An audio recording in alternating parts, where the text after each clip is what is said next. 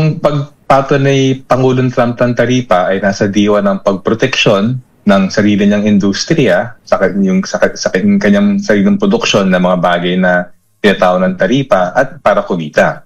Yung epekto sa Pilipinas depende sa anong in-export natin sa US. Ngayon, yung pinakamalaking bahagi in-export natin sa US actually mga electronics, semiconductors, auto parts. Actually exempted yung mga yan dun sa taripa ni Trump. Kasi nga gusto niya paunlarin ang kanyang semiconductor industry at nakita niya kung may taripa sa mga piyesa halimbawa para sa semiconductor, mahirapan ng American semiconductor industry. So in-exempt niya yan.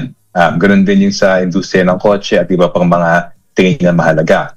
Ang pinakamay epekto sa Pilipinas ay yung mga hindi exempted. Kung titingnan natin yung export ng Pilipinas sa US, magamat siguro mga 60-70% ay electronics at ganong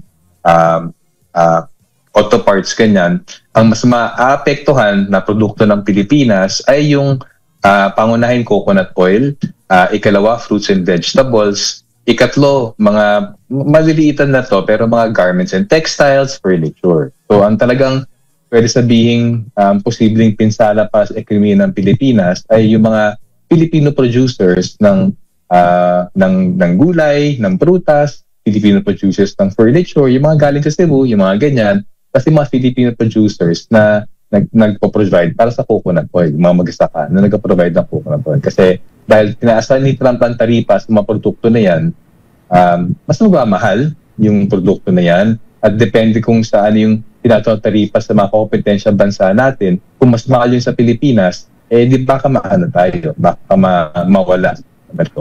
Yung mga manggagawa sa mga maliit na furniture manufacturers, yung gagawa ng mga sofa, lamesa, lamps na in-export sa US, actually medyo malaki yan Tapos yung mga garments and textiles. Actually, yung garments and textiles na in-export ng Pilipinas sa US, alam ko nasa about $400 million yata taunan yan. Yung export ng furniture, mga $150 million yata.